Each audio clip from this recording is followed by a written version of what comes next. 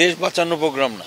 খালেদা জিয়া বাঁচে তাহলে গণতন্ত্র বাঁচে। নাটোর একটি বিচ্ছিন্ন রক্তাক্ত শহর মনে হয়েছে। যথারীতি বক্তৃতার জায়গায় ছিলাম এবং সেই সময় কোথা থেকে যে একটা পাথর আমার গায়ে লাগলো সেটা আমি নিজে বুঝতে পারি। কেন্দ্রের নির্দেশ মোতাবেকই নাটোরে আমার দায়িত্ব ছিল। সেই প্রোগ্রামে আমি যথারীতি গিয়েছিলাম। নাটোরে ঢুকার মুহূর্তেই 8:30টার দিকে দেখলাম যে আমাদের শ্রমিক দলের একজন নেতাকে তারা বেধড়ক পিটছে, স্বেচ্ছাসেবকের নেতাকেও পিটে, শ্রমিক দলের আরেকজন নেতাকে দখল। নাটোরের কনভেনার বাচ্চু ভাইয়ের উনি বলেন যে আমি 10 মিনিটের মধ্যেই আসছি। উনি আসার পরেই আমরা প্রোগ্রামটা করব। শুনতে পেলাম যে বাচ্চু ভাইকেও আসার পথে রক্তাক্ত করা হয়েছে। তার 2 হাতের রগ কেটে ফেলা হয়েছে, 2 পায়ের রগ, পিছনের 2 পায়ের রগ পর্যন্ত কেটে ফেলেছে। একটা বয়স্ক মানুষ, তার প্রতি তাদের সেই ফিলিংস বা মানসিকতা তাদের নাই। মনে হয়েছে যে এটি কেন্দ্রের সিদ্ধান্ত ছাড়া এরকম কর্মকাণ্ড করার কথা না। আমি সহ 7 জন আহত।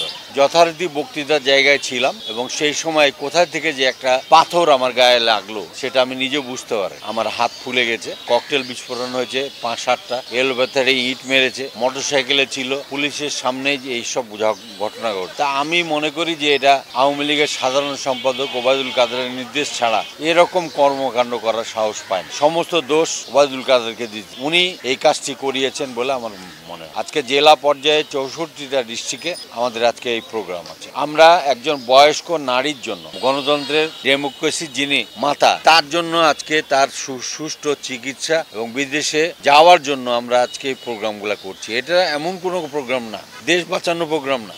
আজকে গণতন্ত্র যদি খালেদা জিয়া বাঁচে তাহলে গণতন্ত্র বাঁচবে। আজকে দেশকে বিক্রি করার জন্য যে রেল চুক্তি করা হয়, পদ্মা এবং তিস্তার যে পানি, সেই পানি আজকে সরকার নতজানু চুক্তি করেছে। কিন্তু আমরা মানতে চাই না। আজকে বাংলাদেশের মানুষ বাংলাদেশের উপর দিয়ে রেল যেতে দিবে না, এটা আমাদের কথা না, বাংলাদেশের মানুষের কথা। এরকম কর্মকাণ্ড নাটোর সহ অন্য কোনো জেলায় হয়েছে কিনা আমার জানা নাই, কিন্তু নাটোর একটি বিচ্ছিন্ন রক্তাক্ত শহর মনে হয়েছে। যে তারা এই কর্মকাণ্ড করার জন্য তারা দায়ী।